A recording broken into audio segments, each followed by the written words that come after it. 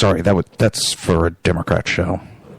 No matter what the technical difficulty is, this man is a professional. He goes all the way.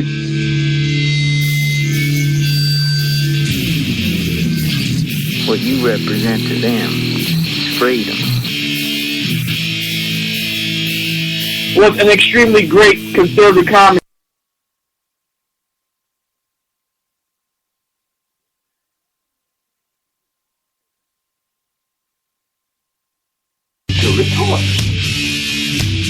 Well, this is Jersey Joe for the Reaver Common Sense Show.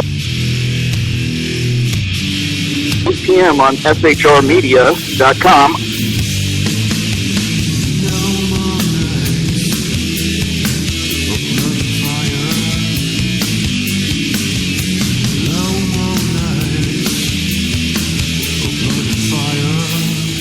This show contains language that some viewers may find offensive. Listener discretion is advised. And now on to the show. No matter what the technical difficulty is, this man...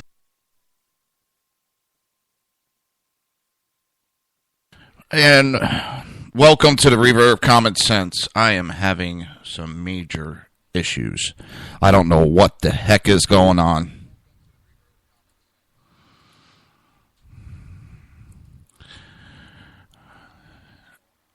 It's, for some reason, I'm getting a major delay. Let me shut down.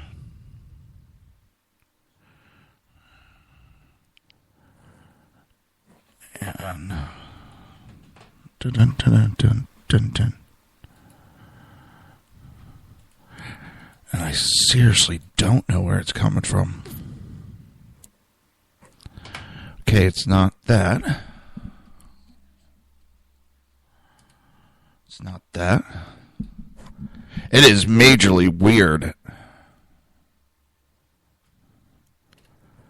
Alright, that's really weird. Let me try that. Nope. I don't know. I'll have to figure this out later.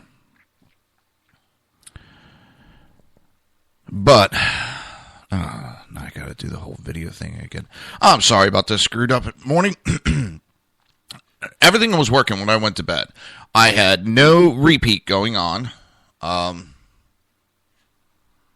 Everything was peachy keen. And then all of a sudden, this happens. But what I'm afraid is it's not going to give any sound to my video feed. Because I went and I put it on a separate computer. And ever since then, I'm getting a loop back. It's really weird. I'm telling you, I have gremlins in the studio. Gremlins, I tell you. All right. Bear with me just one moment. I'm trying to set everything back up. Because I thought it was maybe the video doing it, but it's not.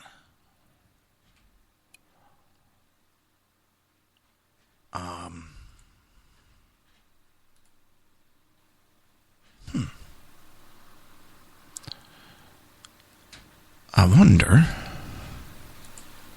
No, because I was still doing that after. It's really weird. I mean, okay, yeah, I do this stuff, but it doesn't mean I know what the heck I'm doing. I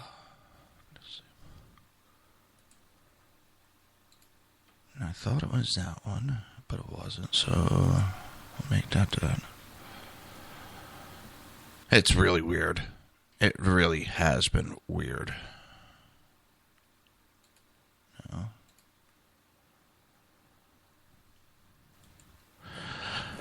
Ugh. Yeah, desktop mic, but that's picking that up. And then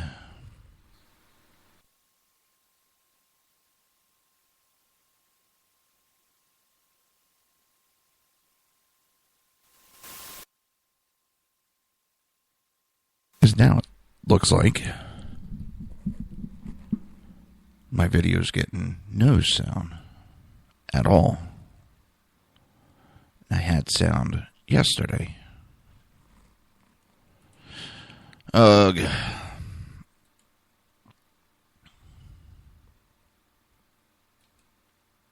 Let's try that. It's just these are the problems when you're doing everything by yourself and you have no flipping clue what you're doing. I'm serious. I mean, I'm learning this stuff as I go on the fly. And sometimes it's not the greatest. Make sure everything's plugged in. There's that. All right. Very little sound coming from there. Well, looks like there's going to be no video today. So, my apologies. I swear I had it working last night. I did like 3 tests on it, and everything was fine. And then, all of a sudden, I boot up the show, and everything is all butchered. Settings. It's just really weird.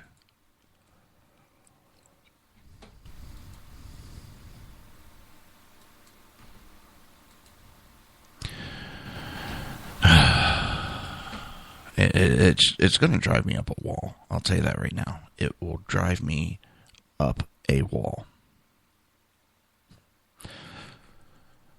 I hate technical issues, and I hate when I get beat by a computer. I really do.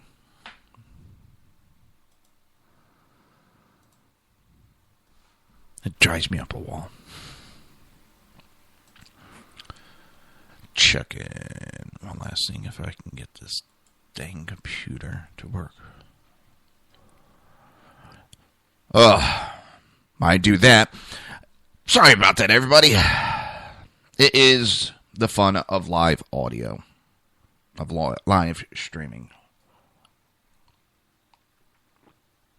So 9 celebrities who vow to leave the United States if Trump wins, which this I think is giving more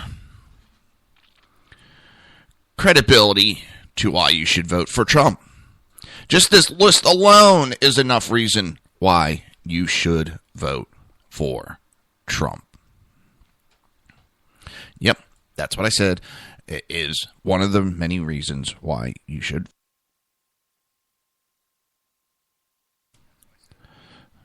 And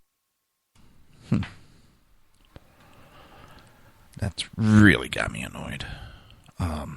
Now that's why I was not getting any audio over there. I unplugged the cable. Of course there's going to be no audio going. Oh my God, I'm an idiot. That doesn't explain why I'm getting that double feedback, that double loop. I really don't understand that. I really don't. But I guess I'm not supposed to understand it. Just make sure that it works.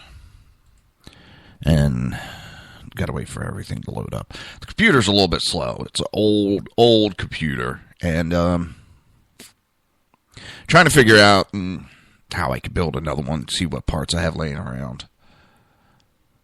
But as I was saying, the 9 celebrities who vow to leave the United States if Trump wins. Number 1 is Miley Cyrus. Cyrus took to Instagram the other week to call Trump a effing nightmare and wrote she would move out of the country. Okay, we got sound there. And I'll have the video link back up and running in a second. I can see it's getting sound, so that's a good thing. I just got to figure out where that loop is coming from. Because it's very annoying to have like a 4-second sound delay. So everything I say is coming back in a 3-second sound delay. Plus, on top of it, I have where I can hear exactly what's going on as it's going on. That one's not a problem. That one's not causing this major delay in my ears. But the other one has a 3 to 4 second delay. It's like, hi. But go on about Miley Cyrus. You, DT, are not God, no matter how much you think you are. And if he doesn't think he is God, he is the effing king, chosen one, or some shit. We're all just effing jammed between his rich backside toes.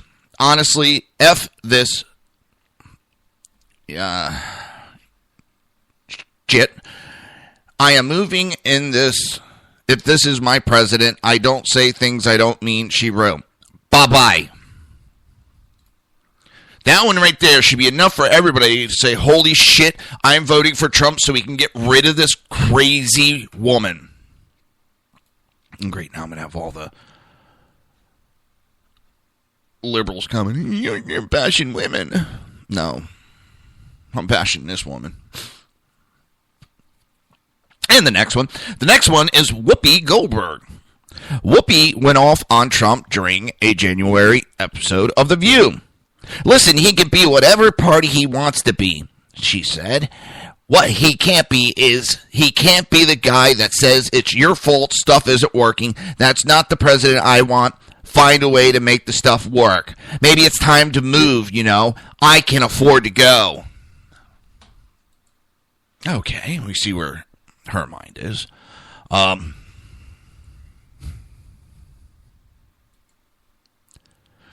You can take your attitude and you can stuff it. And he's saying it's not the people's fault. Even though I'm saying it's the people's fault. We have allowed our government to get to a point that it's basically not working at all. It's not feasible. It is not doing the job it is supposed to do. We have allowed that. We have allowed our government to get to that point. And by the way, the video is back up and working. I have it. It's on Reaver.1. I apologize for the technical issues. Any comments, welcomed. If you want to give me, let me know how the feed is. I don't want to put out a half-ass feed. I do that with the audio. I did a lot of work to get where I can broadcast a solid audio. But as I was saying, it is the American people's fault that our government has gotten so out of control.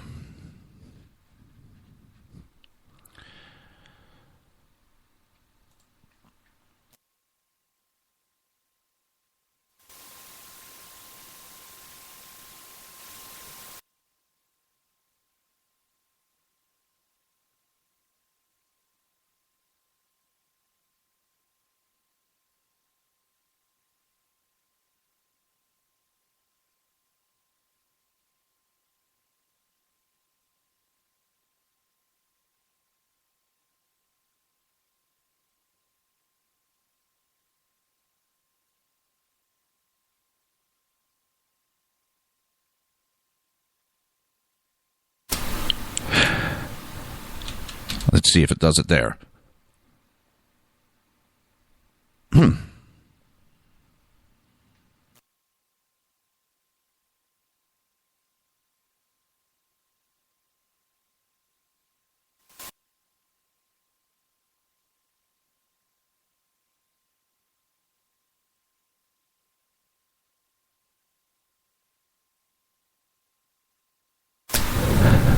Oh, there we go. There we go. Now I have everything up and working properly. Perfect. So, but yeah, Whoopi Goldberg's going on and saying that Trump's saying it's your fault. No, Trump's not saying it. I will say it out loud and proud. It is the people's fault.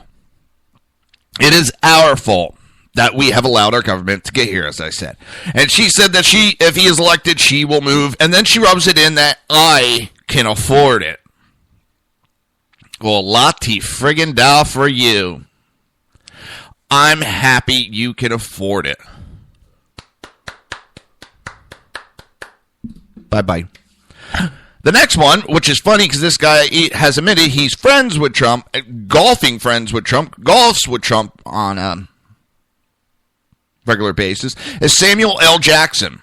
Jackson accused Trump of running a campaign based on hate in a recent interview with The Hollywood Reporter, which he's basically spewing, parroting the same garbage that these newspapers are throwing out there.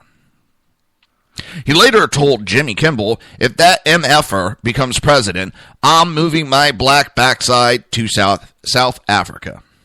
I love his acting, but see ya. Bye.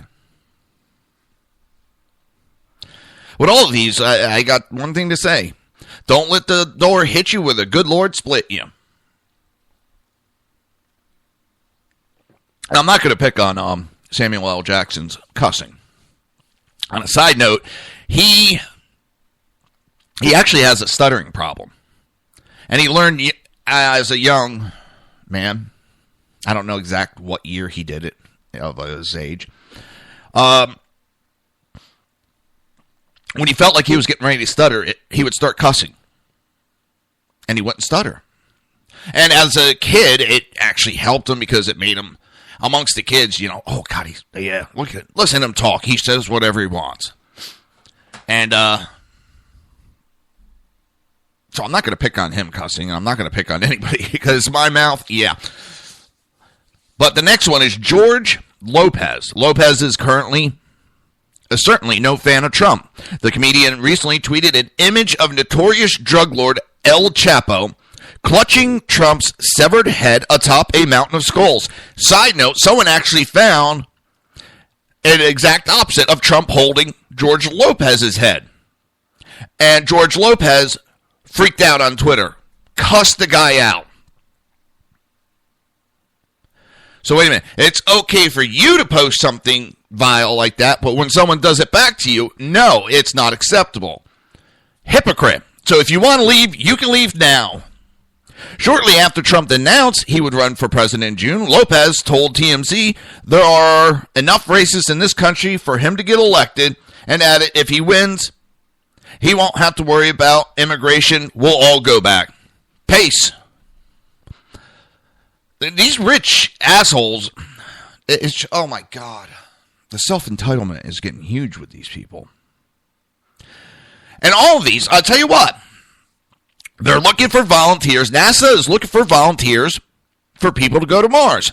You all can, I nominate Obama. I nominate Biden, Harry Reid, Pelosi, Feinstein, Elizabeth Warren, and this whole list of people. I volunteer them. They can go to Mars, start your own world, be your own people. You can have Obama as your dictator. And I'm going to continue with the list. Al Sharpton. We all know Al Sharpton. Yeah, he owes us $5 million. He owes the American people $5 million in back taxes. Now, how come Wesley Snipes went to prison for owing back taxes? Because his accountant ripped him off. But Al Sharpton has blatantly ripped off the American people by not paying his taxes, yet he goes to the White House and is a working member of the White House. But he said, if Donald Trump is the nominee, I'm also reserving my ticket to get out of here if he wins. Only because he'll probably have me deported anyhow. No, he'll have your ass thrown in jail for back taxes for how many years?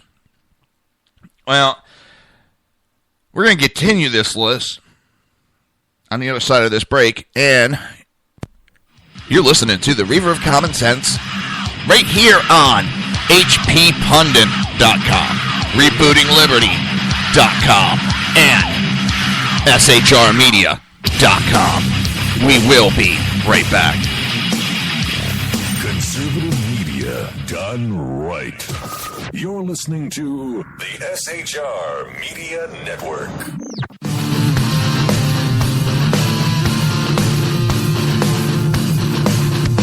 You have been listening to Reaver of Common Sense, hosted by my dad, Jersey Joe.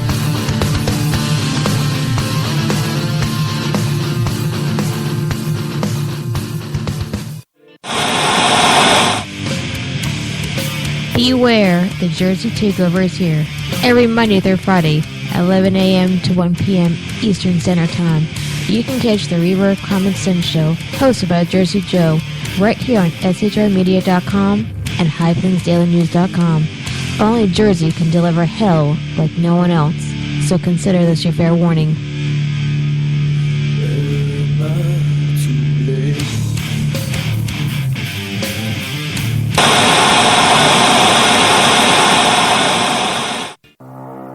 In a world controlled by corrupt politicians, You got a business. That you didn't build that. a team of ordinary men emerge from the ashes to give voice to the voiceless and hope to the hopeless. Sackhead Sean. Dude, I'm not saying cough for the stupid pro. Sackhead Clint. All good friends of ours usually show up drunk. Also starring Sacco as the producer. I'm a little bit drunk, 'cause I'm drinking. They are the Sackheads Radio Show.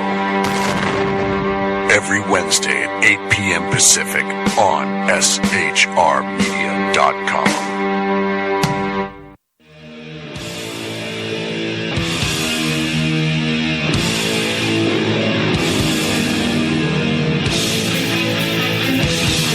Every Wednesday night, 8 p.m. Eastern Standard Time, it is the Reaver After Dark, hosted by Jersey Boys, Jersey Joe, and Jersey Crash, right here on shrmedia.com and highplainsdailynews.com.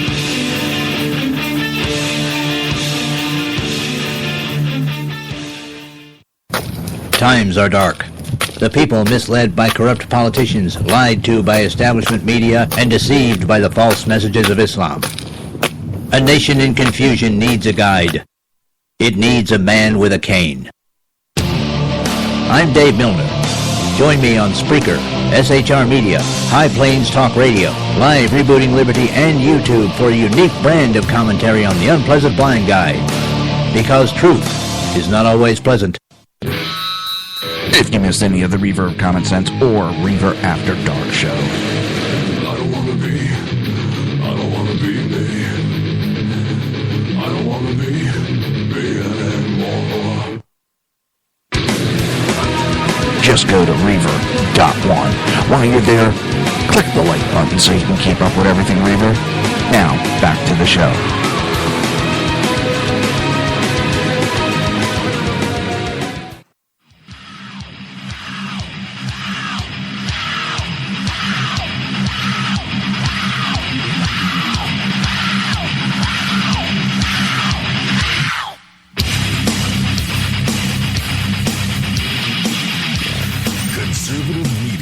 Done right. You're listening to the SHR Media Network. This show contains language that some viewers may find offensive. Listener discretion is advised. And now on to the show. And welcome back to the Reaver of Common Sense. I am your host, Jersey Joe. So, let me see. There we go. All right. Just checking on my feeds and all that. It sounds like my audio is a little screwed up, but it could have just been my phone having trouble. So, welcome back to the Reaver of Common Sense, where I'm trying to make sense out of the senseless, and when you're working in electronics, that is extremely difficult to do. The Jersey Takeovers are here. We have expanded to 2 hours every Monday through Friday, 11 a.m. to 1 p.m. Eastern Standard Time. If you want to be part of the conversation, just go to shrmedia.com, click on the chat room, join the conversation. Now, Jon Stewart is the next in line, number 6. He definitely can go. I don't find him funny. I didn't find him funny back in high school. I don't find him funny now. He has attacked the right. He is a left-leaning liberal, but the funny part is that everybody... when he had his show on Comedy Central, they took everything as fact. When it wasn't all fact, it was comedy. So, the next is Eddie Griffin. Said Trump is good at making money, but he's an ignorant MFer when it comes to social issues. Griffin if Trump wins, I'm moving to Africa. If he wants to build a wall to keep Mexican out, I know what the F he feels about a N.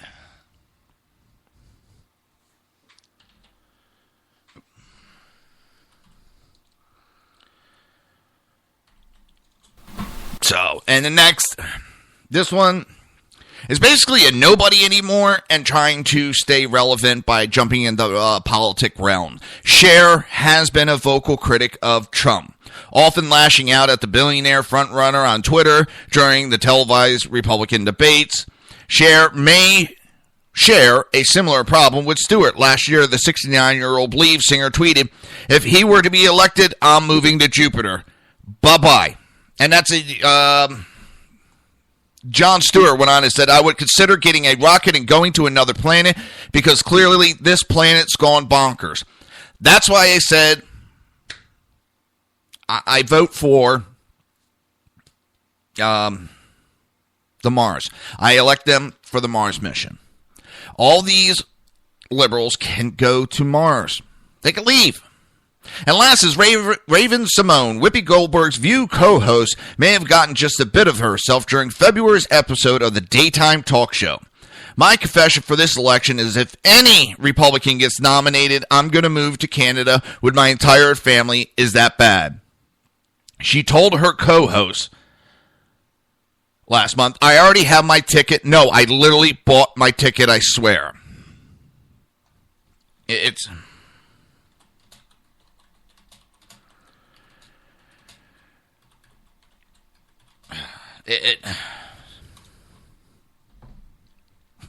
These people drive me up a wall. Raven should probably start packing in that case. I'm not an expert, but I know there is 100% chance that a Republican candidate will be nominated this year. And that's what she said. If any Republican gets nominated. Well, every election and within the major politics, both parties nominate somebody. So a Republican will be nominated, so she should just pack her shit and be on her way. Bye-bye. ABC ya. Bye. I don't know why she's still here. They have no problem making millions of dollars on American soil through a capitalist venture. They have no problem making all that money. They milk it, but then they bash the system that made them all those millions, that made them famous. It's not liberalism that made them famous. It's not socialism that made them famous and millionaires. It is capitalism that made them famous and millionaires. It's the dog that bites the hand that feeds. They're bashing the exact They're bashing capitalism as they make their money on capitalism.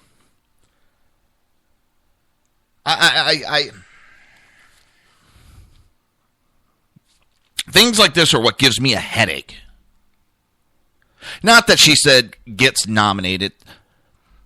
That could just been not thinking 100% during a show and trying to come up with stuff on the fly. Sometimes you might word things a little wrong, and I understand that.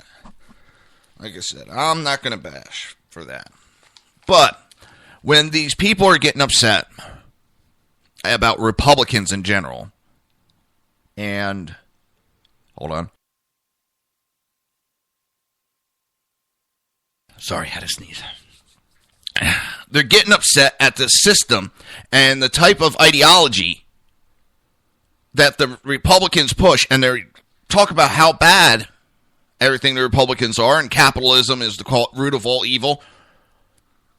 But that's how they made their millions. In a socialist system, they would not be able to do this view and make millions of dollars and speak freely.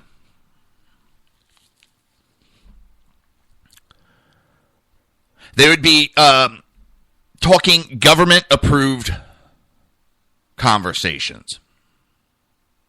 They wouldn't be able to back anything and everything freely without the government okaying it. So all these rich people here understand you're bashing the hand that feeds you.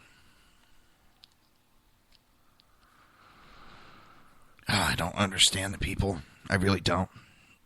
Now, Greg Gutfeld. I've watched him. He reminds me of my brother-in-law, except my brother-in-law is the left version. Now, Fox News host Greg Gutfeld criticized talking head opportunists who keep talking about the establishment, calling people rhinos and squishies, and now they have the goal backing a eccentric Republican and calling everybody else establishment. Number one, Greg Gutfeld, everybody calls everybody rhinos. It's overused. And the establishment is a description. And why you're trying to push this narrative is because it is hurting the establishment. I don't care what your ideology or political background is. You're sticking up for something. This is the way we have to describe for people to understand. We can't go that group of people of the Republican Party. Yeah, that group. No, the establishment. And it's not because, someone worked their way up and made their way into politics makes them part of the establishment. That does not make them the establishment. But if you spent your whole life as an adult, your whole adult life, making money off of the government, making a government paycheck within politics, you are part of the establishment then. Ted Cruz has, from the day he's gotten out of college as a lawyer, worked, except for 2 years, in the capacity of a government job. So, yes, that makes him establishment. Same thing with Rubio. I think he went and taught law.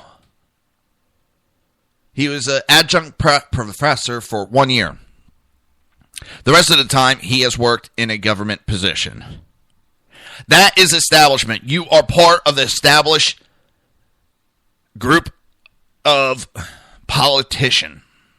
And you're going to bitch and moan about it because it is hurting them. The people are able to point their finger now and say, hey, it is these group of people that are pissing us off. This is the group of people that are hurting the nation. So they don't want people using certain terms because it does paint them in a bad light. And a bad light needs to be shown on those people. He went on, the biggest line in the Republican presidential candidate Donald Trump's press conference earlier that evening was when he said, I don't think there's such thing as an establishment. I disagree with Trump. I have the right to. I still support Trump, but anybody that agrees with their candidate 100%, there's something wrong. They're blindly following at that point. I don't agree with Trump 100%, but I still support him. Well, Greg Gutfeld goes on, finally somebody speaks the truth and calls out all these talking head opportunists. Well, Greg Gutfeld, you are now labeling people by calling them talking head opportunists. You say you hate labels, but you just fucking labeled them. Shit, sorry. You just labeled people.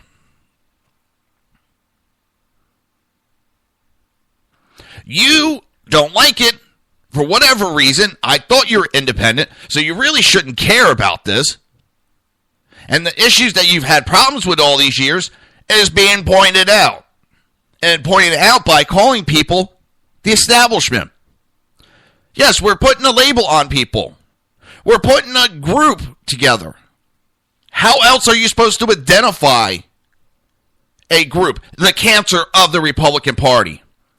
Do you think doctors go around and just, well, it's a mass that is not normal to the body and we'll try to remove it? Well, what is it? I don't want to label it now. You know, it may hurt a feeling. Label it. It is the establishment. Trump is right now trying to play mediator. Trump is trying to calm the anger that's going on between the factions. Trump is trying to bring the party back together. So, yes, he is trying to do that. Maybe that's how he actually feels. Maybe he's just doing it to be a spokesman of goodwill.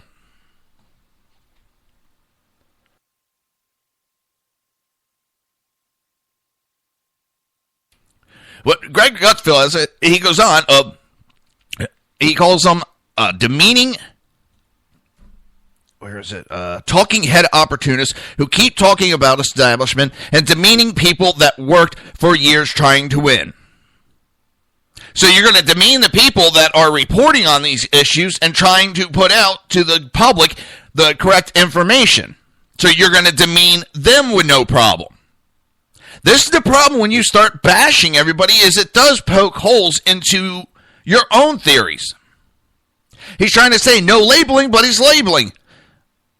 He doesn't like that the establishment's getting a bad rep, but he's going to give the bad rep to the people that are pointing it out.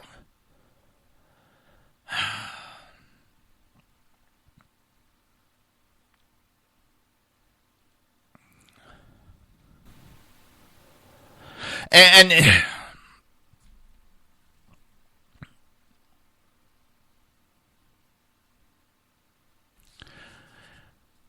I keep hearing the rhino, not from the Trump supporters.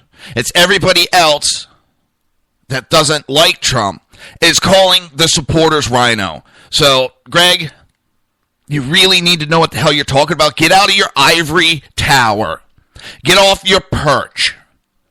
Get away from your security and actually go deal with people. Bring your nose down a little. Don't have it stuck up so far in the air. And that's what he is stuck up. I've never really cared for him. I found him funny here and there, but he is so stuck up it's not funny.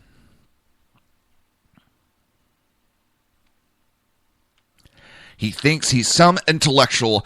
Oh, look at me. You're a mouthpiece. You're annoying.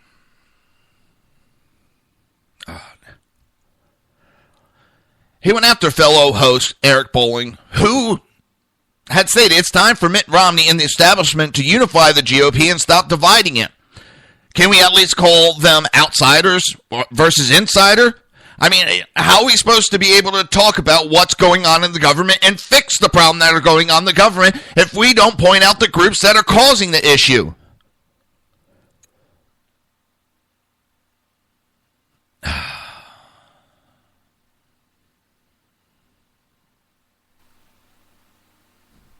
And he keeps going on about the squishies and the rhinos. It's doing the insider outside. No, it isn't, you moron.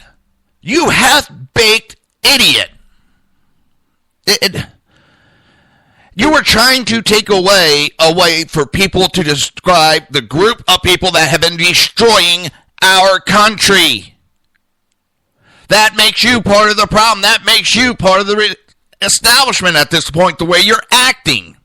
So if you don't like it, stop acting that way.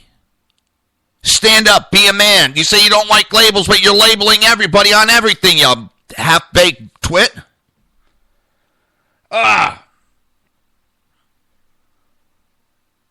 I may be getting a little ticked off, but hopefully you're not while you're listening to the Reaver of Common Sense with your host, Jersey Joe, right here on HPPundit.com, RebootingLiberty.com, and SHRmedia.com. Conservative media done right. You're listening to the SHR Media Network.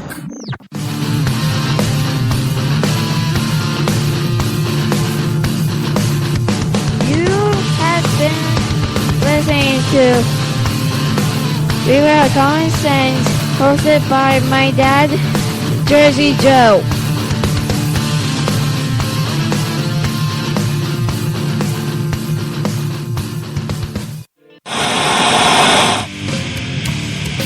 Beware, the Jersey Takeover is here. Every Monday through Friday, 11 a.m. to 1 p.m. Eastern Standard Time. You can catch the Reaver Common Sense Show, hosted by Jersey Joe, right here on SHRmedia.com and HighPlainsDailyNews.com. Only Jersey can deliver hell like no one else, so consider this your fair warning.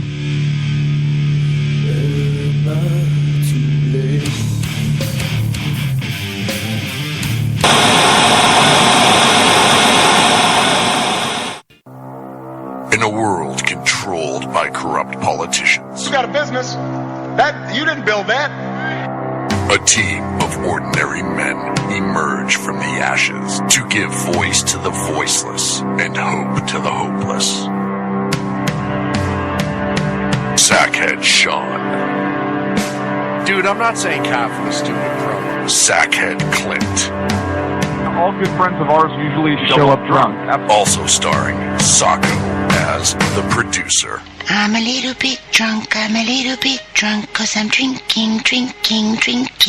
They are the Sackheads Radio Show. Every Wednesday at 8 p.m. Pacific on SHRmedia.com.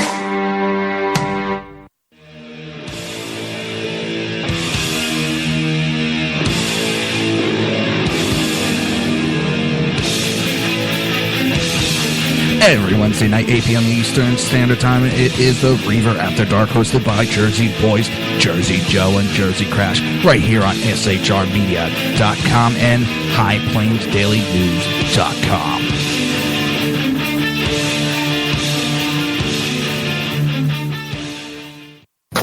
Times are dark.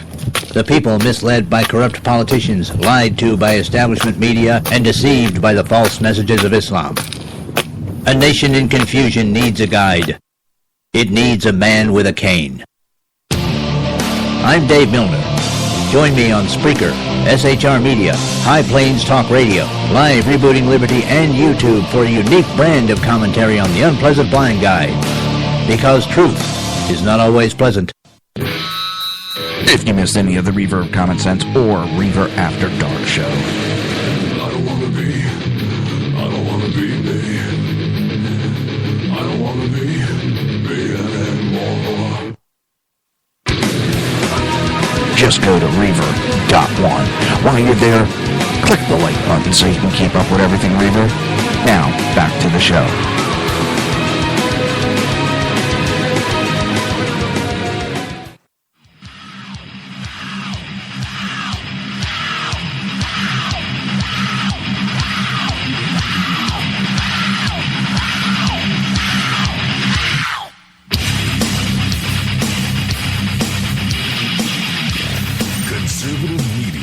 Done right. You're listening to the SHR Media Network. This show contains language that some viewers may find offensive. Listener discretion is advised. And now on to the show. And welcome back to the Reaver of Common Sense. I am your host, Jersey Joe. I am trying to make sense out of the senseless, and it's not always easy, and it's not always calming. But if you want to be part of this show, it is very easy. You can go to shrmedia.com, click on the chat room button, join the conversation. Or if you want, you can just watch the live stream. Go to Reaver.one, click on the live stream button. I'm right there. I make it very easy, very simple for everybody that wants to see or hear the show. But also remember, we are taking over SHR Media. We have now expanded to 2 hours Monday through Friday, 11 a.m. to 1 p.m. Eastern Standard Time. This next one, this guy ticks me off too. And he's trying to be relevant after he's been irrelevant. And tell you the truth, I do not like this man. I think he's a fake, phony. All he wants is fame and fortune, and he doesn't care about anything else. He'll say and do anything. He is taking a huge hit lately for his playing jock supporter to Ted Cruz. He runs around holding Ted Cruz up and supporting him. And then he's going to go after Matt Drudge, and Brett Bart. And he said that they are nothing but shills for Trump, but we're not shills for Cruz. He is doing the exact same thing that Matt Drudge and Brett Bart News are doing. The exact same thing. But they are shills and he isn't. Why? Because he is a hypocrite. On his radio show Wednesday, Glenn Beck blasted Matt Drudge of the Drudge Report and Brett Bart as nothing but shills for GOP frontrunner Donald Trump. But Beck then stated that he and his staff have proven themselves not to be shills for Ted Cruz. Yemeni crickets, you got your head so far up Cruz's ass. Every time Cruz talks, I hear your voice come out of his mouth. You are doing the exact same thing that the other ones are doing. Everybody has picked their supporters. And they are supporting them. Just as you are doing for Ted Cruz. The problem is you picked a loser as of right now. He is losing.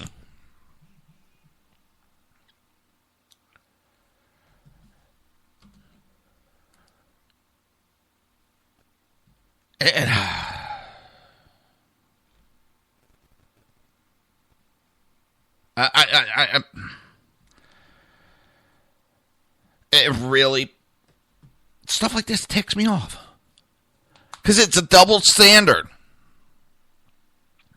Matt Drudge and Brett Bart, they'll never say it, but they are nothing but shills for Trump. I will tell you this. We have proven ourselves not to be shills. So it's do as I say and not as I do type deal. Because he says they're not. You idiot, you do not get to decide who is and who isn't. You are doing the exact same thing. Oh my God, The Drudge Report, Brett Bart News, have not endorsed any candidate in the 2016 GOP primary. Beck has publicly endorsed Cruz, declared him the next George Washington, and stomped for him at campaign rallies in Iowa, South Carolina, Nevada, Arkansas, and Michigan. Oh my God. This is the stuff that infuriates me. Hypocrite. Beck has proven himself to be a steadfast supporter of Cruz. After the Texas senator came in a disappointing third place in South Carolina primary, Beck encourages listeners to join him in a fast for Ted Cruz. I have not heard the other two say a peep for people to do stuff for any candidate. But you're out there holding Cruz's jock, you dipshit. Last month, the radio host expressed his belief that God allowed Supreme Court Justice Anthony Scalia to die in order to wake America up to how close we are to the loss of our freedom and to the necessities of electing Cruz to name Scalia's replacement. He's delusional. I can't believe that he still has a support. Yes, it's more than me. No, I am not jealous. I don't give a shit. That's the difference. He wants it. I do this to get my voice out. I have no sponsors. I do not get paid. He's making money doing it. Congratulations. Golf clap.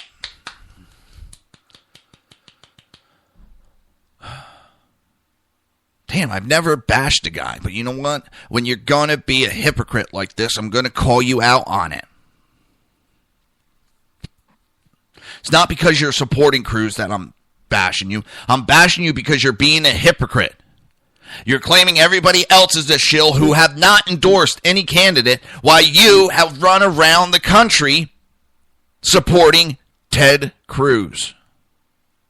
You make 6 statements like God allowed Supreme Court Justice Anthony Scalia to die in order for America to wake up.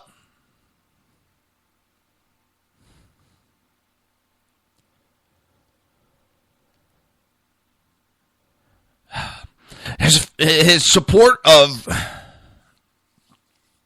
the wild, insane dog support that Beck gives to Cruz has been matched just as equally to his venom, his hatred for Trump. He has called the New York real estate mogul a pathological narcissist sociopath and a narcissistic social path. Well, I'm going to give you a hint. Maybe you need to look inside the mirror. Just look at the mirror. Whose presidency will lead to civil war wars. As much as I don't like Obama, I've been hearing that for 7 years. We're going in a civil war. He has repeatedly compared Trump to Nazi dictator Adolf Hitler. Well, got that from a liberal press. So he's spewing liberal crap.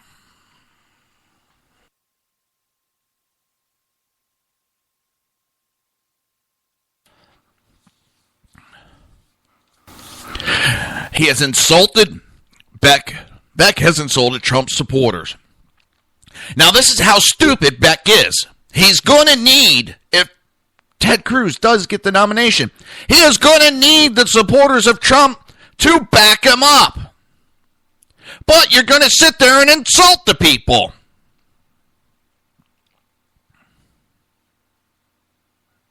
Ted Cruz supporters, you're supporting him for a reason. It is your God-given right to support Ted Cruz. It is your God-given right to pick who you want.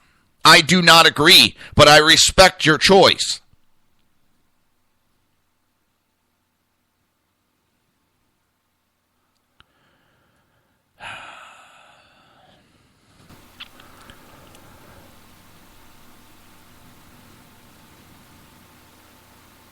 He has gone on and on about this Hitler crap. And even speculate as to whether Trump hates Jews, as Trump's daughter is Jewish. This man is sick. He's deranged. He doesn't need to be on the radio. What he needs to be is getting help. The fame has gone to his head. He thinks he is bigger and better than everybody else. He preaches and preaches and preaches.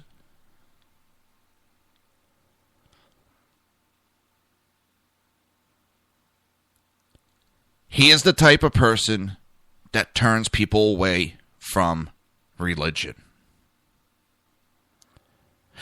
That is the type of person that steers me away from mass religion. He is the exact example of what steers a lot of people away. And if you notice, I didn't say what is wrong with the church. I said what steers people away, what has steered me away. Because for those that support that type, it is right for them, but it's not right for me. And I think that type of preaching turns more people off than it brings in. And when I think he has done more harm to Cruz than help, especially when he makes these comments of Hitler and brown shirt.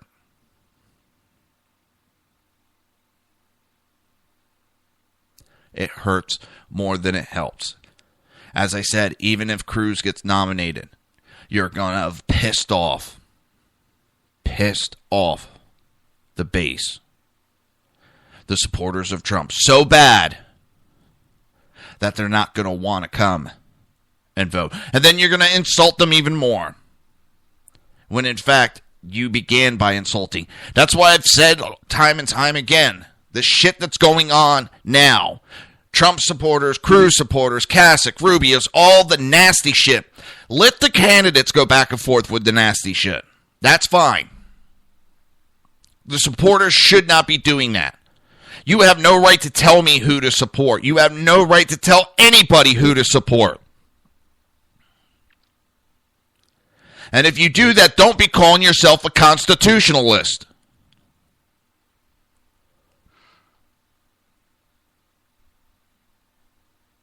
You are not a constitutionalist, taking away someone's constitutional right to vote and support for whoever they want.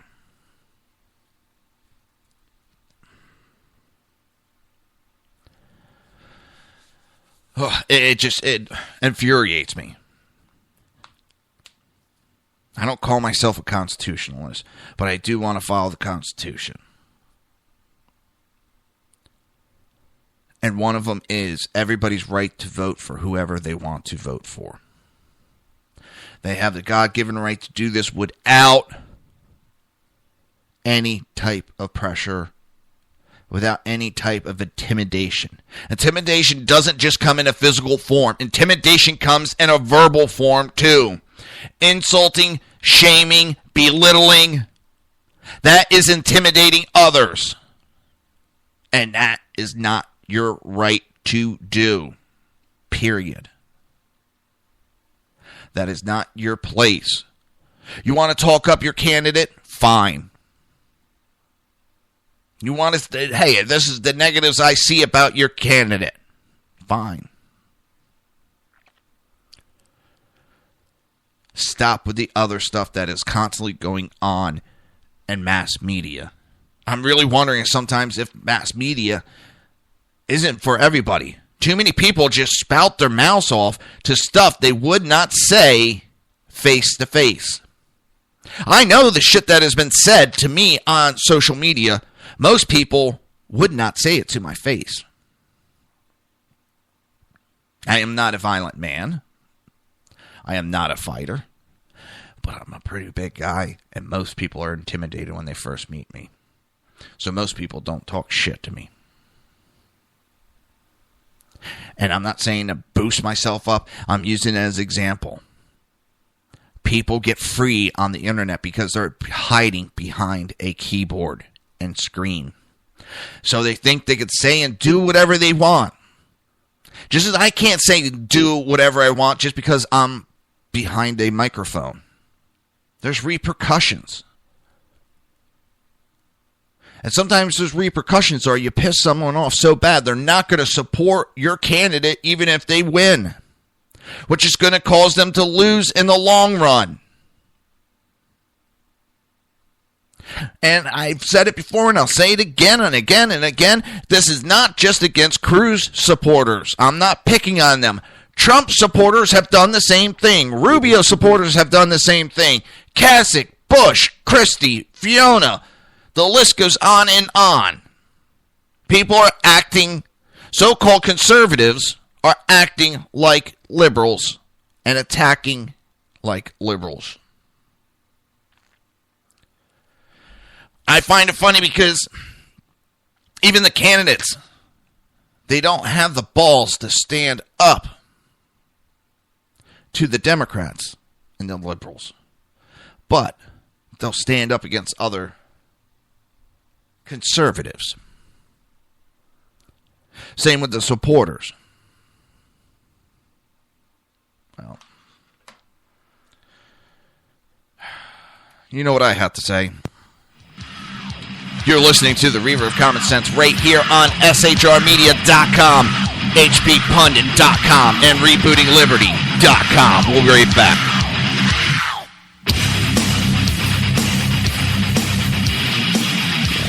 Conservative media done right. You're listening to the SHR Media Network.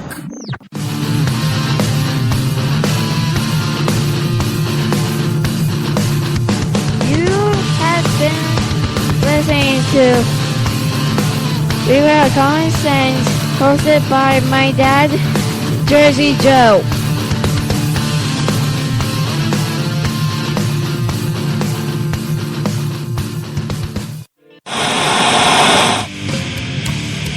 Beware, the Jersey Takeover is here. Every Monday through Friday, 11 a.m. to 1 p.m. Eastern Standard Time.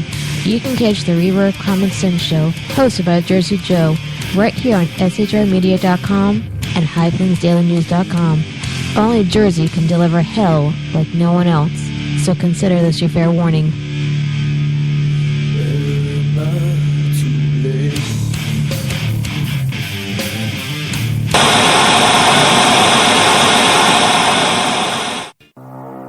In a world controlled by corrupt politicians, You got a business.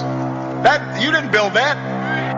a team of ordinary men emerge from the ashes to give voice to the voiceless and hope to the hopeless. Sackhead Sean, Dude, I'm not saying Kafka is stupid, bro. Sackhead Clint, All good friends of ours usually show up drunk.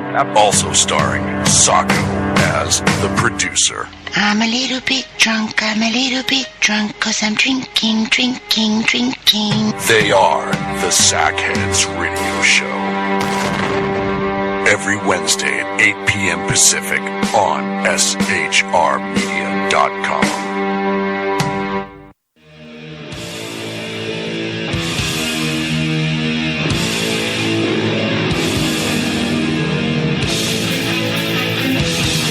Every Wednesday night, 8 p.m. Eastern Standard Time, it is the Reaver After Dark, hosted by Jersey Boys, Jersey Joe, and Jersey Crash, right here on shrmedia.com and highplainsdailynews.com.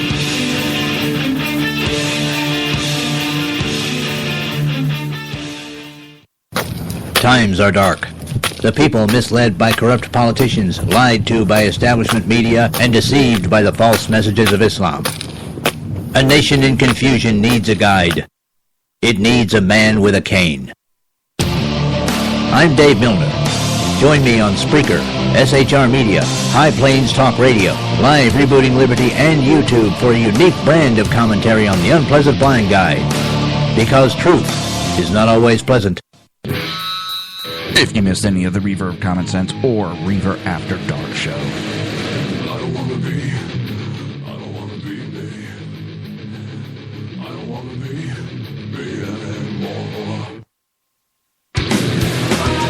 just go to Reaver.one. While you're there, click the like button so you can keep up with everything Reaver. Now, back to the show.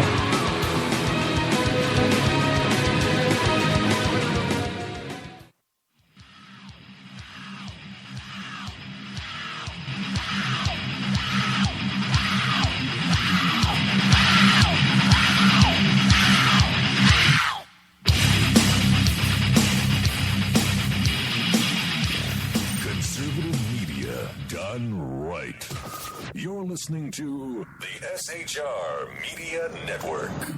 This show contains language that some viewers may find offensive. Listener discretion is advised. And now on to the show. And welcome back to the Reaver of Common Sense. I am your host, Jersey Joe. The Jersey Takeover is here. It has expanded to 2 hours every Monday through Friday, 11 a.m. to 1 p.m. Eastern Standard Time, right here on shrmedia.com. and hppundit.com. If you want to hear, or if you want to be a part of the conversation, I should say, if you want to be a part of the conversation, just go to shrmedia.com, click on the chat room button, join the conversation. If you want to watch a live stream broadcast, go to Reaver.one. Click on the live stream. There you go. We make it so easy for everybody. Just, we know everybody's busy, so we make it easy. We're talking about Beck and his double standards, and he's running his mouth about how Matt Drudge and Brett Barr are being shills for Trump, even though they have not supported Trump, or endorsed him, I should say, but yet it's okay that he does it for Ted Cruz because he says he's not doing it. Well, murderers say they're not doing anything wrong either. Hillary Clinton said she's not doing anything wrong either. Those doing it do not see that they are doing it. There's also a man who accused Trump's Tea Party supporters of being racist for opposing President Obama while supporting Trump.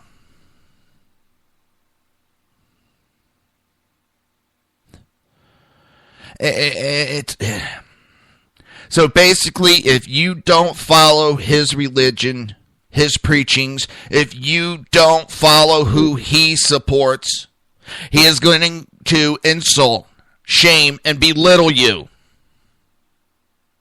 Sounds more liberal tactics to me than anything.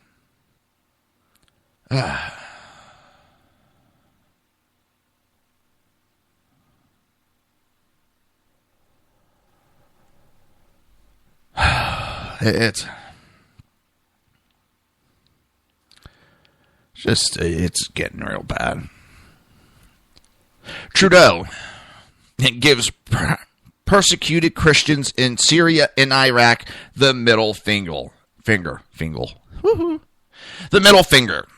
Stephen Harper's decade-long foreign policy consisted of unconditional defending our allies while bombing our enemies into the deepest chasms of hell.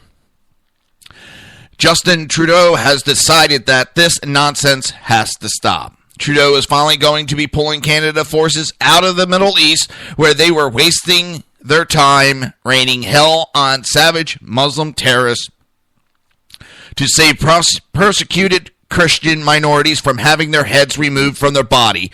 Trudeau said, "We will focus on humanitarian solutions to this crisis. This will involve writing letters to the families of Kurds, Yads, Syrians, and other persecuted minorities in the regions whose families have either been burned alive or had their heads removed by people we're no longer fighting, because we have to be writing letters to tell them how sorry we are, that we won't defend them from being brutally murdered by savage Islamists." So Trudeau thinks a writing letter campaign will stop ISIS. Come on, everybody write a letter, and we'll write to people whose families that have been killed and dismembered and maimed, and that will help.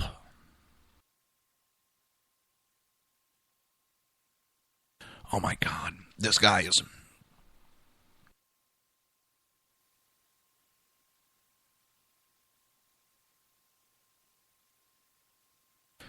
No matter who we elect, nobody say anything to us.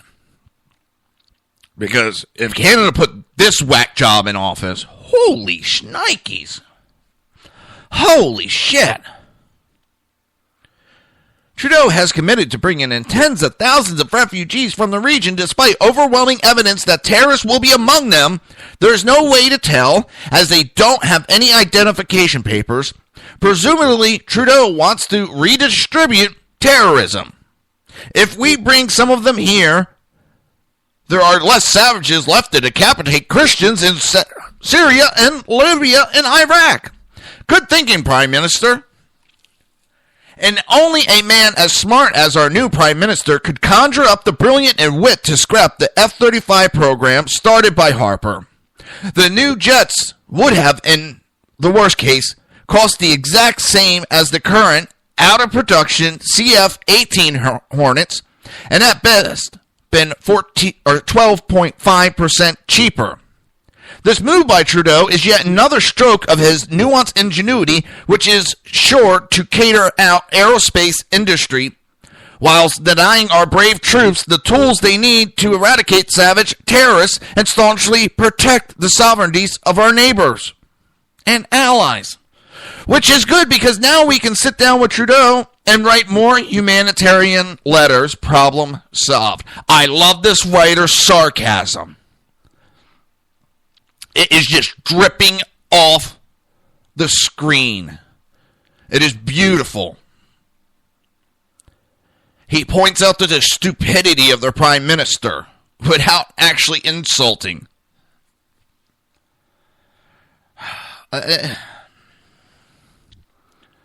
I don't understand the thinking that these leaders, so-called leaders,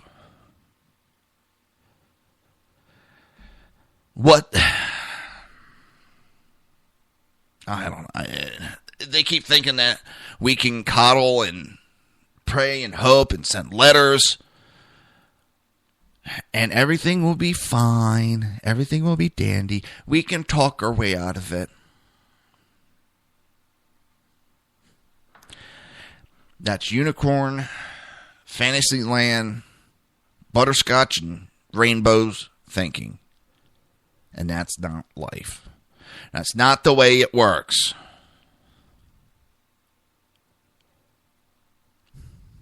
As I said, I don't like telling other countries how to be or what to say, but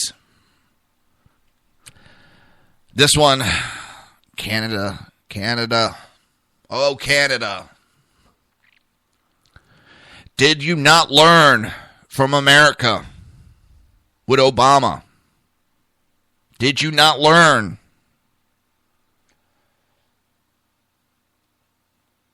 It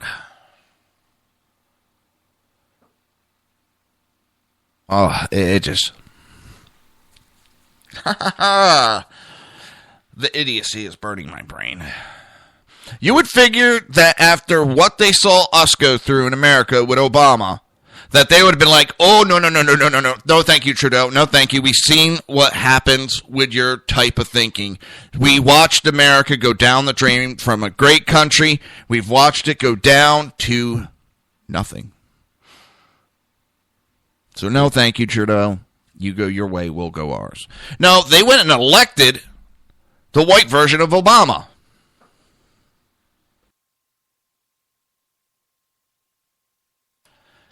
And he is kicking military people off 7 military bases so that he can... And don't forget that he stopped his fighting against ISIS.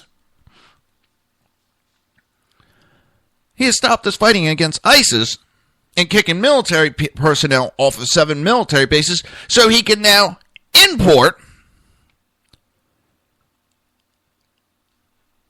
the immigrants, invaders,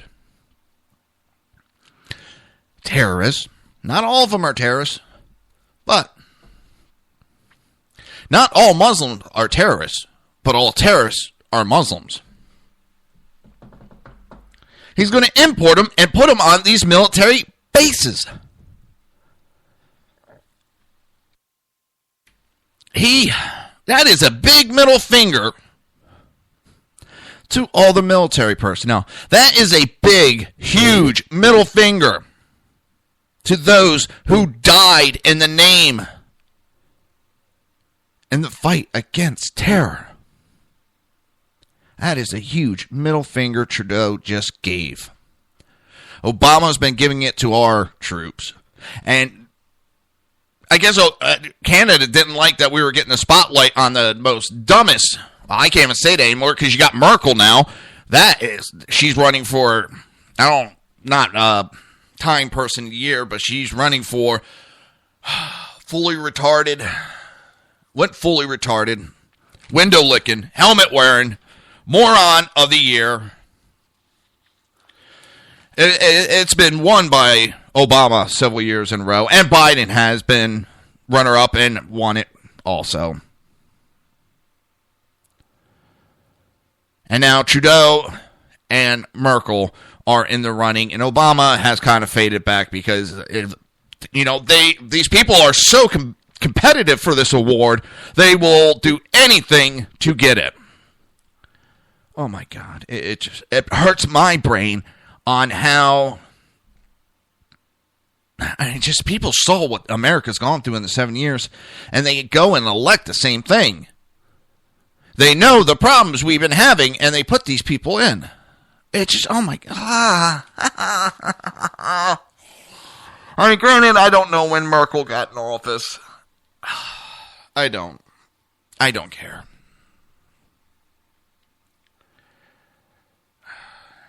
I mean, she could have been in before and said, hey, look how Obama's acting. I could do better than that. I can act more idiot than that. Watch me. Dun, dun, dun.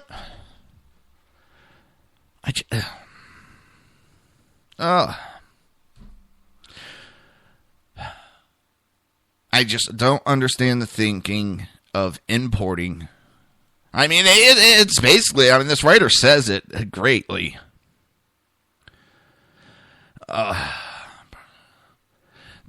The redistribution of terrorism. It's the socialist terrorism. They are redistributing the terrorists throughout the world without the terrorists paying a dime. We're paying to import terrorism. And even if they don't attack Canada, just as the terrorists that attacked Paris were living in Germany, how many of these will be in Canada and come across the border to do strikes and then whoop, right back across? They don't have to go and run the gauntlet through our South. They can just go to Canada, get in legally, get a passport, come across. We're importing it nonstop. We're redistributing terrorism. Because the socialists say America has had it all themselves. We now have to distribute it to everybody equally. America shouldn't be the only one getting attacked. Everybody else should. All right, maybe that's exaggeration, but my head is hurting. Yes, it is. And to cancel the F-35 program, which would have been cheaper, but yet keep a plane that is out of production. The maintenance on it, the costs go higher and higher and higher because it gets harder to get parts. It costs, you got more parts to replace as they wear down.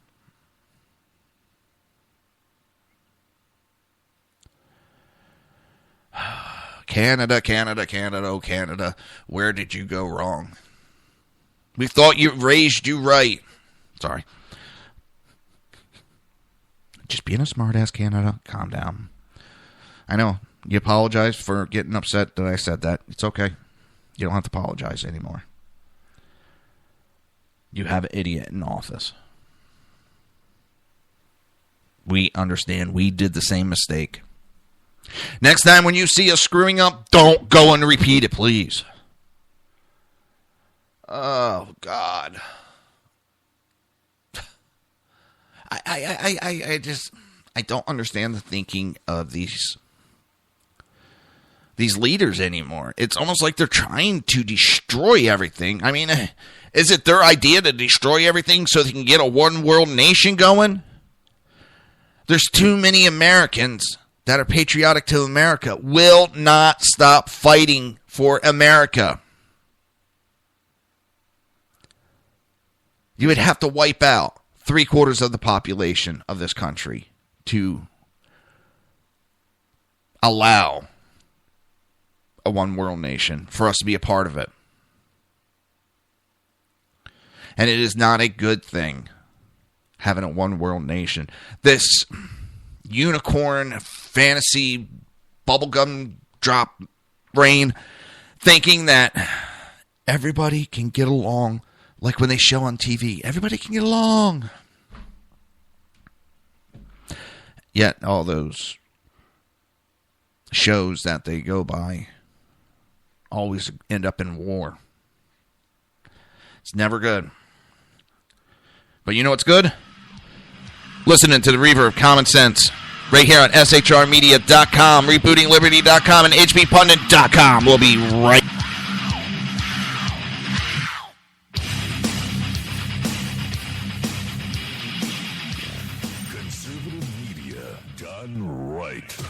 You're listening to the SHR Media Network.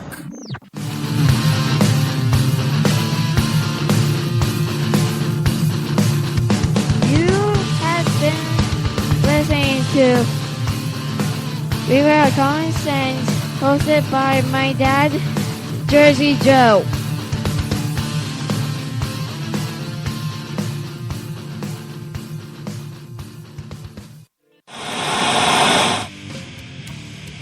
Beware, the Jersey Takeover is here. Every Monday through Friday, 11 a.m. to 1 p.m. Eastern Standard Time. You can catch the Reaver Common Sense Show, hosted by Jersey Joe, right here on shrmedia.com and highplainsdailynews.com. Only Jersey can deliver hell like no one else, so consider this your fair warning.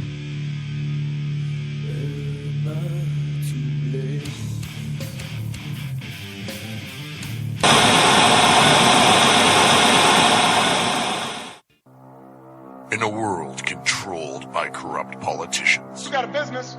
That you didn't build that. a team of ordinary men emerge from the ashes to give voice to the voiceless and hope to the hopeless. Sackhead Sean, Dude, I'm not saying cough for the stupid pro. Sackhead Clint, All good friends of ours usually show up drunk. also starring Sacco as the producer. I'm a little bit drunk, 'cause I'm drinking. They are the Sackheads Radio Show. Every Wednesday at 8 p.m. Pacific on shrmedia.com.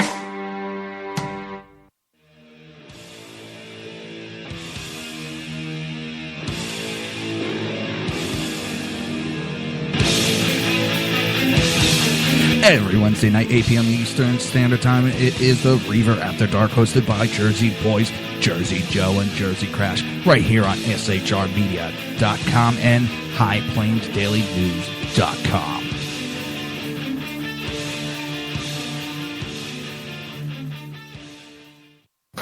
Times are dark. The people misled by corrupt politicians, lied to by establishment media, and deceived by the false messages of Islam. A nation in confusion needs a guide. It needs a man with a cane. I'm Dave Milner. Join me on Spreaker, SHR Media, High Plains Talk Radio, Live Rebooting Liberty, and YouTube for a unique brand of commentary on the unpleasant blind guide. Because truth is not always pleasant. If you missed any of the Reaver of Common Sense or Reaver After Dark show,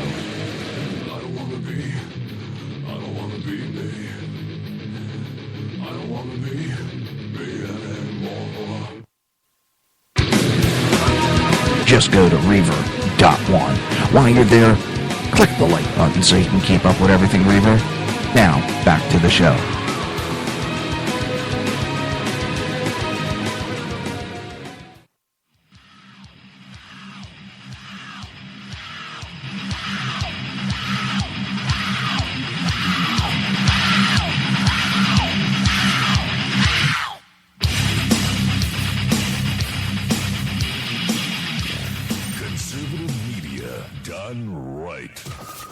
Listening to the SHR Media Network. This show contains language that some viewers may find offensive. Listener discretion is advised. And now on to the show. And welcome back to the Reaver of Common Sense, where I'm trying to make sense of the senseless. But don't forget, the Reaver Show has expanded to 2 hours every Monday through Friday, 11 a.m. to 1 p.m. Eastern Standard Time. The takeover is here. We have started our takeover of SHR and hppundit.com. I want to say hi to Dave. He got in the chat room. I was away from the computer during that break, so I didn't see you typing. Sorry about that, brother. So, Let's see, what else do we got? Sometimes I put stuff up on, on the show, and I'm like, I don't really want to discuss that. Yeah, we'll discuss that. This was the Cologne cops in Germany. They were warned about the Muslim New Year's Eve sex assault spree. Of course, these papers have to report it as the North African New Year's Eve sex assault spree. So now they're blaming North Africa. And what's funny is I think that's more racist than saying Muslim. Because now North Africa, what do you immediately think when the word Africa pops in? You think blacks. So they're trying to push it over onto the black population. And this has nothing to do with skin color. This has to do with ideology, and especially with the Muslims, because they think that this is acceptable. This happens in the Middle East all the time. That is not even reported. It's acceptable. But they were warned this was going to happen, and they did nothing. Police in Cologne have released photos of the suspects involved in the New Year's Eve sex attacks, while a leaked report shows they may have had a far more warning than previously reported. One suspect discharges a handgun during the New Year's Eve celebration. He is being sought by police. The photo shows 5 men who Cologne police suspect of either assaulting or harassing women during the spree of crime that occurred on New Year's Eve outside of the Cologne train station. The pictures of all 5 men strongly suggest they are from North Africa, and police are linking the attacks primarily to men of North African origin, according to Der Spiegel. Police believe that the men in the photographs are directly linked to those who surrounded women from all sides, harassed, sexually assaulted, and robbed many of them during the course of the evening. Now, just days after the grainy photos of the suspect were released, 2 men have been arrested in the city of Ham and have been taken to Cologne to have their identities checked.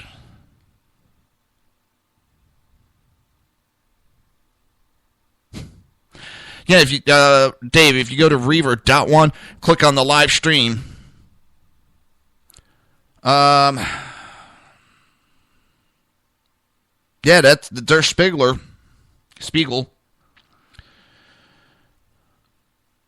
said that it's 5 North African, and the police are linking the attack primarily to men of North Africa, according to this article.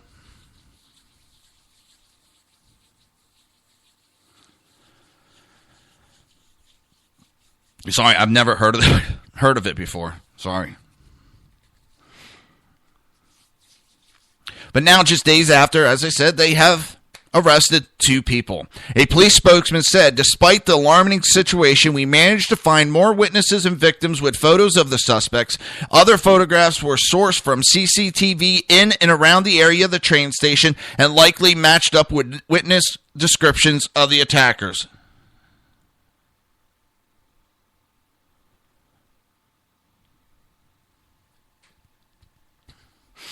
All right. Like I said, I'm sorry. I never heard of them before. Trying to keep up with everything in the United States could be a difficult as time, and knowing everything all that. But yeah, I'll look into it. I didn't know it was an organization. I thought it was some German. Cologne cops have dedicated enormous resources into tracking down suspects involved in the incident. Some 120 police officers are currently on the case, which is an almost unprecedented number for the region to be working on a single case. The Cologne attacks are said to have involved over 1,000 perpetrators.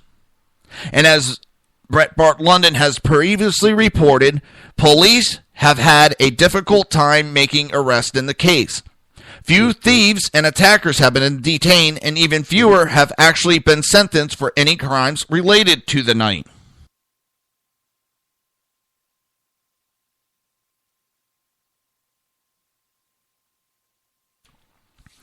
Okay, that makes sense. Yeah, it's a news outlet in Germany. They're covering. And you're saying it's that almost government news? Yeah, it's especially when they're putting this out and admitting that there was warning that this was going to happen. Man, that's kind of weird that they would actually report that. A leaked internal memo is also shedding light on the performance of Cologne police on the night of the event. It has been reported that police were in fact warned about criminality from North Africans in advance of the New Year's celebration. According to a quote from the chief of the downtown police station in Cologne, police knew there would be a risk from North African migrants. The quote dated from December 29th reads, "During the celebrations, it should be expected that crowded areas in connection with increased alcohol consumption are to be inherently dangerous. In addition to a wide variety of bodily harm, there has been an increase in pickpocketing and muggings. This is probably largely due to the offenders being NAFRI who are able to take advantage." NAFRI is a term for men of North African origin, according to the report. Officials have emphasized that the holiday security was a special situation in light of the terrorist attacks that occurred in Paris only a month before. The report mentions that the method the migrants used to harass and distract victims, shooting fireworks into the crowds, saying a massive and often reckless use of pyrotechnics and fireworks, targeted bombarding of people and emergency service, and the resulting danger of panic will require a clearly visible police presence throughout the area. They had warning this was going to happen and did nothing. They did nothing with this. It just...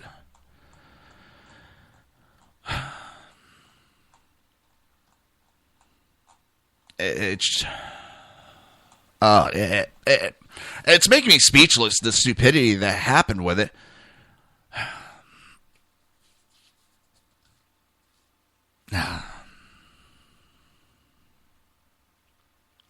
But on the next, the author of this paper goes on to say what Donald Trump will do to the Democrats. There is much speculation about what Donald Trump's nomination might do to the two distinctions, but intertwine things, the Republican Party and the conservative movement.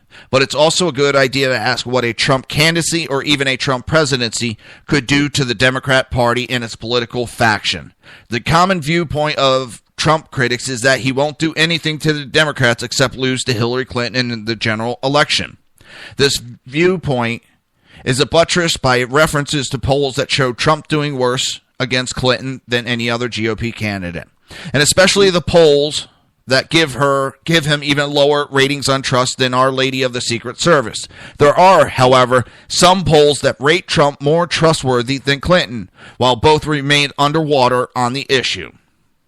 Lately, Trump critics have been saying that Democrats can't wait to run against the Donald. So one of the reasons he dominates openly primary is that the Democrat saboteurs are crossing over to vote for the Republican they can beat. It has even been suggested that one of the reasons Bernie Sanders is delivering a stunning defeat to Clinton in Michigan, overcoming a 20-point deficit in the polls, is because so many Clinton voters were skipping over to the GOP primary to vote for Trump, mistakenly confident that Clinton didn't need them to lock up the state. Many Republicans suspect the media is holding back its heaviest Trump bombshells until after he wins the nomination, at which point they'll nuke him off the map. I want to bring in... That is said...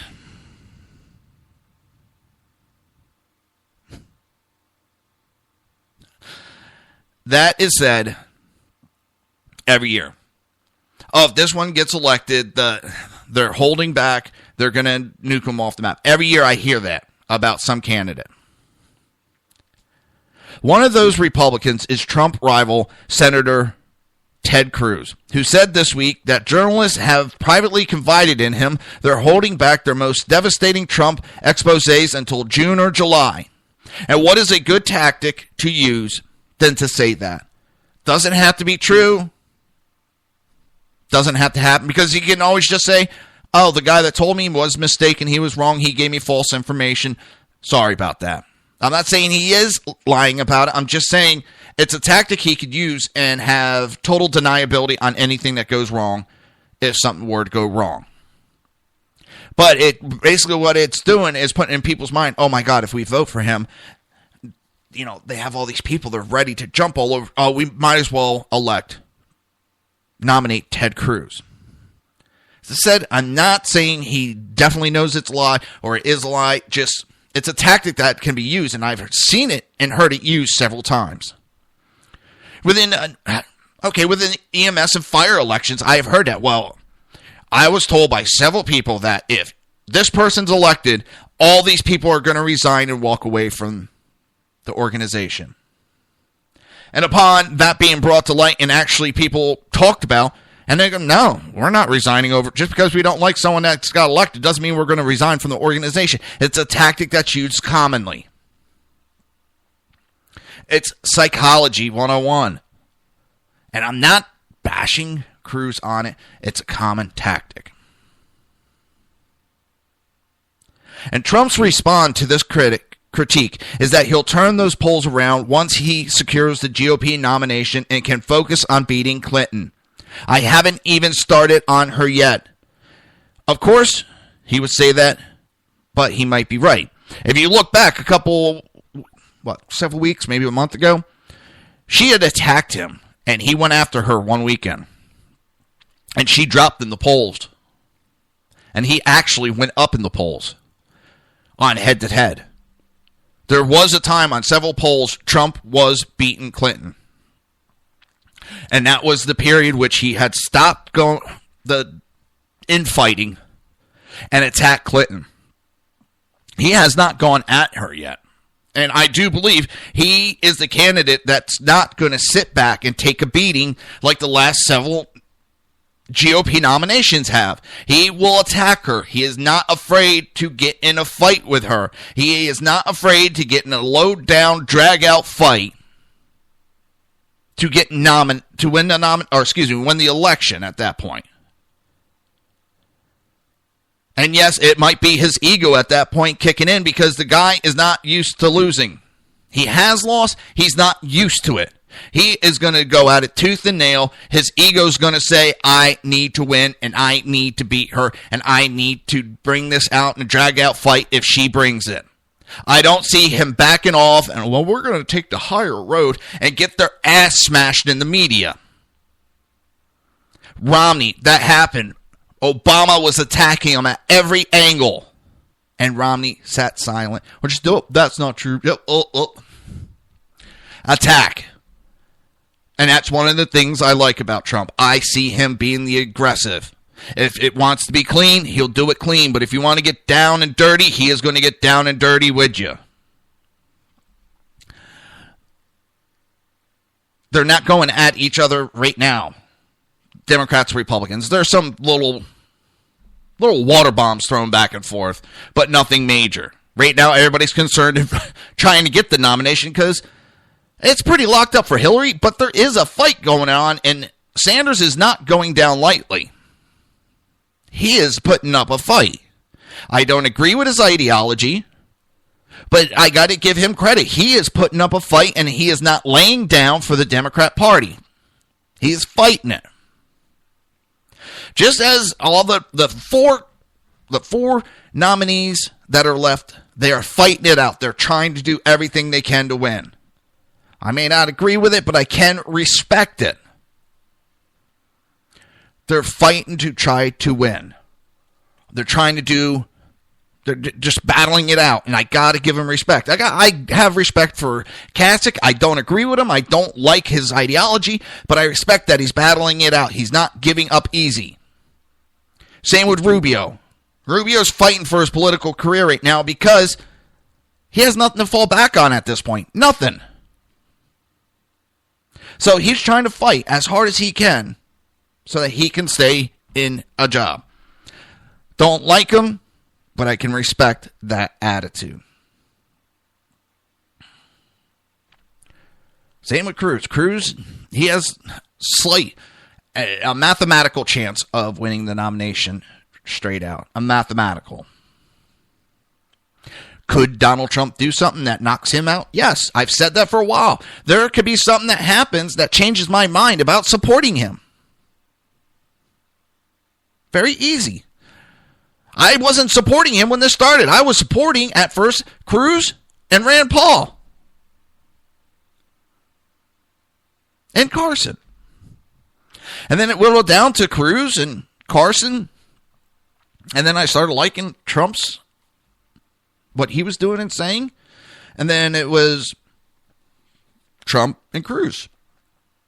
And then it went down to, yes, I support Trump now. It wasn't I jumped on the bandwagon from the beginning. He earned it. He earned my support. On my standards, he earned it. I know. I can hear people, your standards must be low then. No. It's just my choice. Just as it's the choice for a break. You're listening to The Reaver of Common Sense right here on hppundit.com, rebootingliberty.com, and shrmedia.com.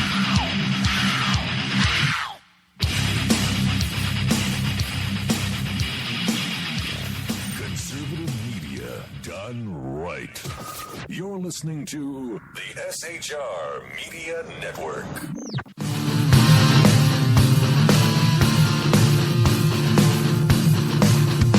You have been listening to Reaver of Common Sense, hosted by my dad, Jersey Joe.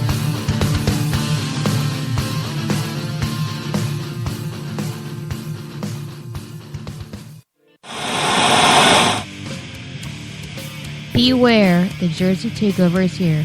Every Monday through Friday, 11 a.m. to 1 p.m. Eastern Standard Time. You can catch the Reaver of Common Sense show, hosted by Jersey Joe, right here on shrmedia.com and highplainsdailynews.com. Only Jersey can deliver hell like no one else, so consider this your fair warning.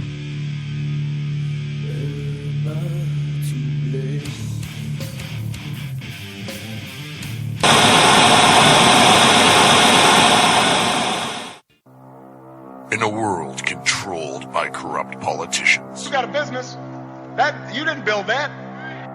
a team of ordinary men emerge from the ashes to give voice to the voiceless and hope to the hopeless. Sackhead Sean, Dude, I'm not saying confidence, stupid bro.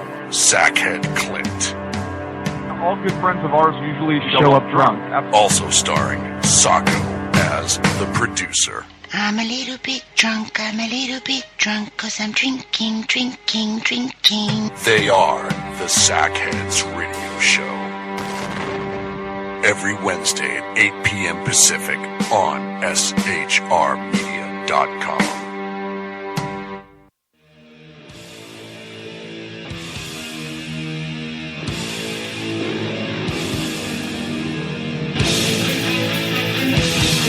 Every Wednesday night, 8 p.m. Eastern Standard Time, it is the Reaver After Dark, hosted by Jersey Boys, Jersey Joe, and Jersey Crash, right here on shrmedia.com and highplainsdailynews.com.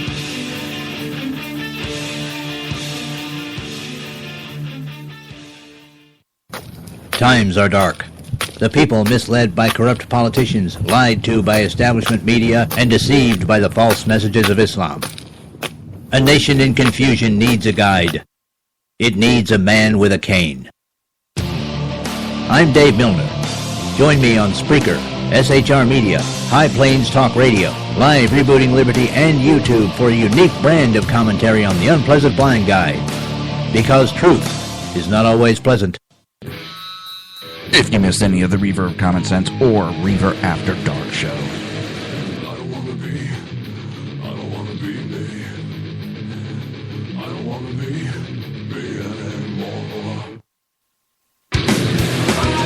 just go to Reaver.one. While you're there, click the like button so you can keep up with everything Reaver. Now, back to the show.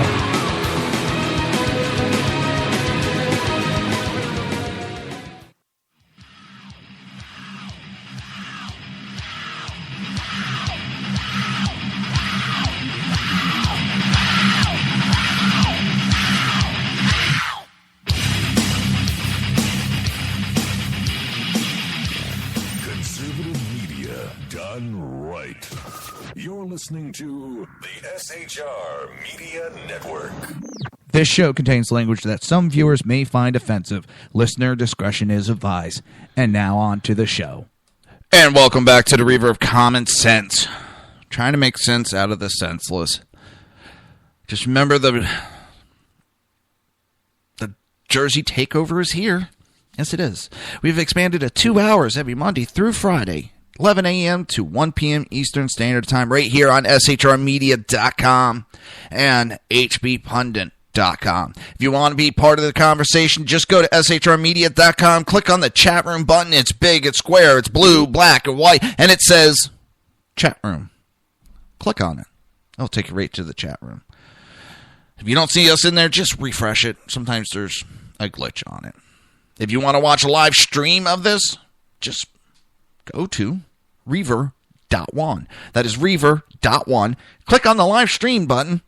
Take you right there. Talking about Trump and everybody talking about, oh, he's going to destroy the Republican Party. But nobody has talked about what he could do to the Democrat Party. Trump is faring very well in the Republican primary despite constant assaults from much of his own party, and while he's undoubtedly benefiting from an incredible media exposure, most of the coverage is negative. Some portion of Trump's support comes from voters who think he's not the weakest general election candidate, but the strongest, and his ability to thrive despite hostile coverage is part of that argument. And it goes to bad press is good press. Any press that you get is good.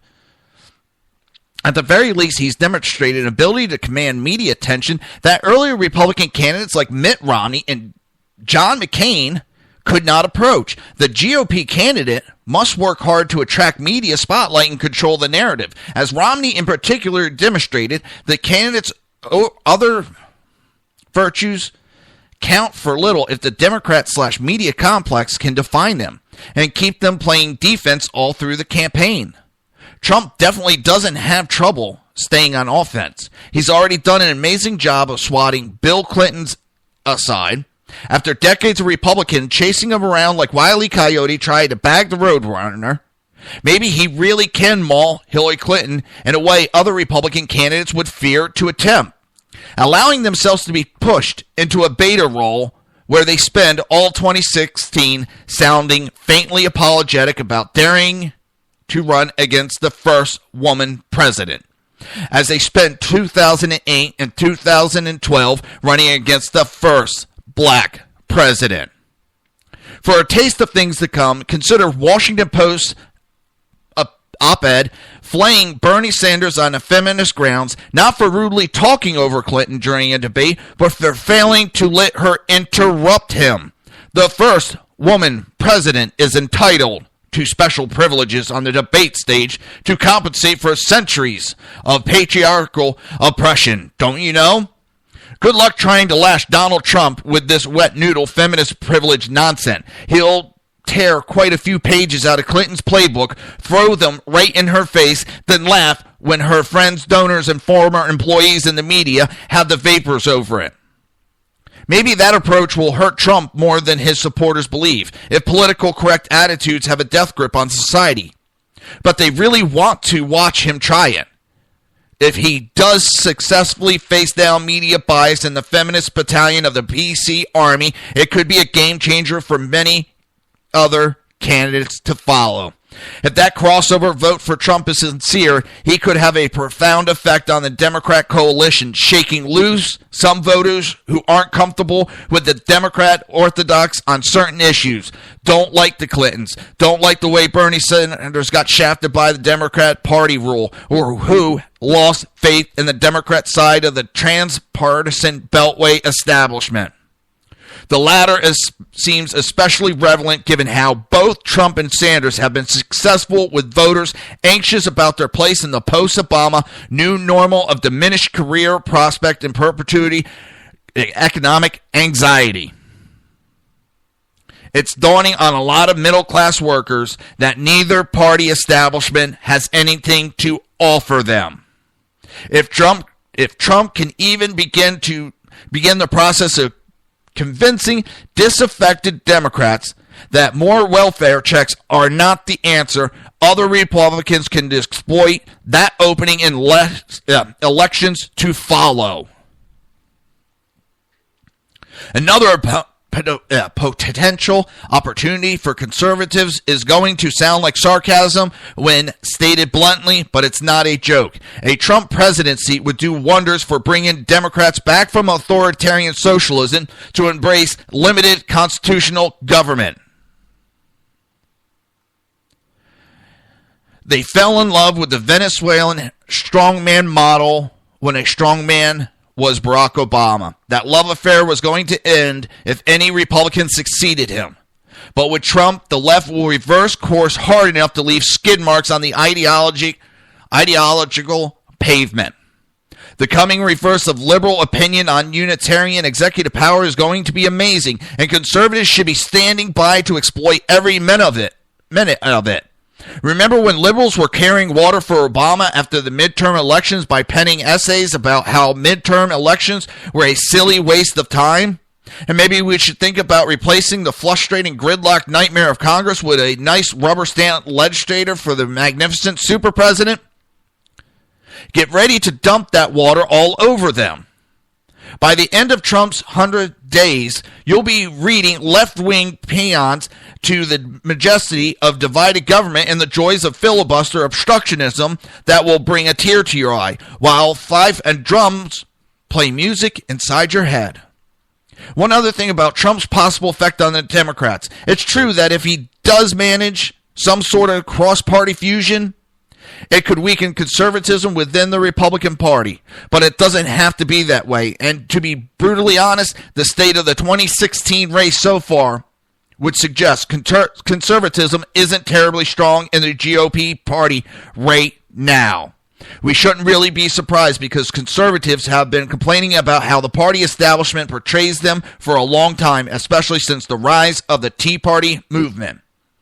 Trump's campaign is not the cause of this situation, but the consequences of it.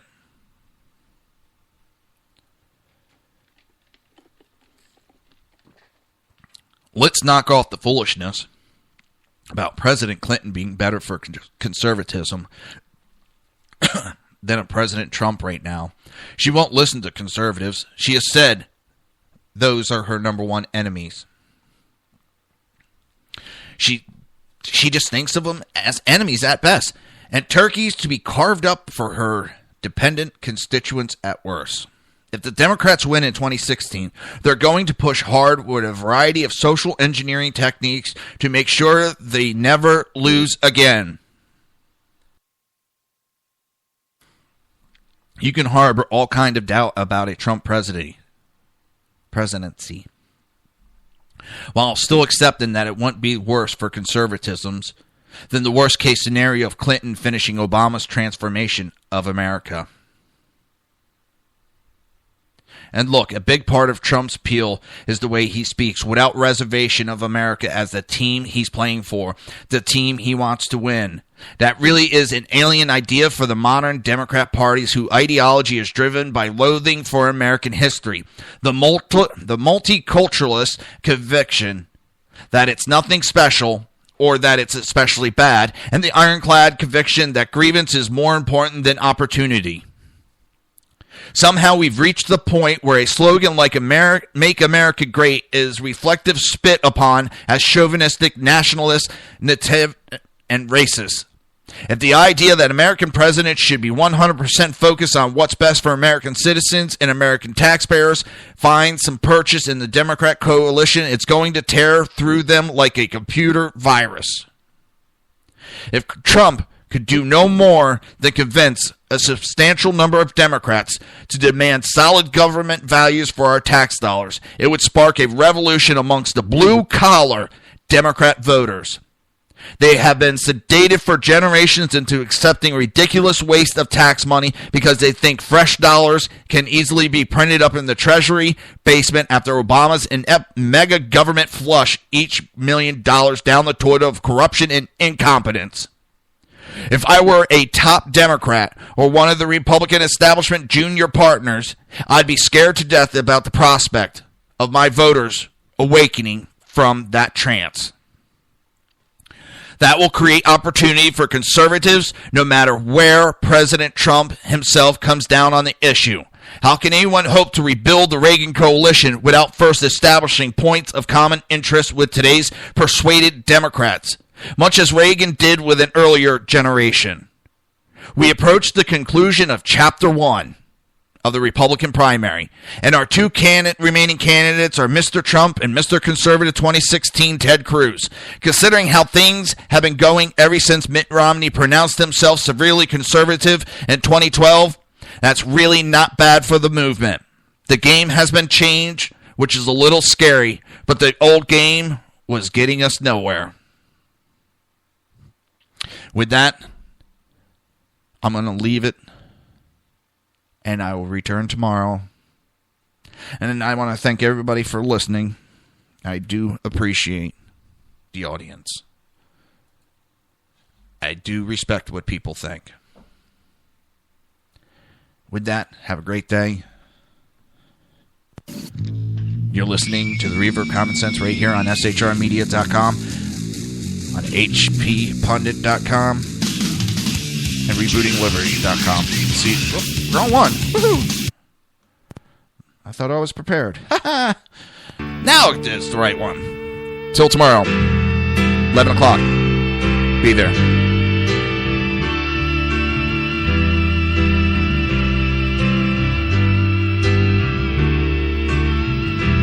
I've been around this world, yet I see no end.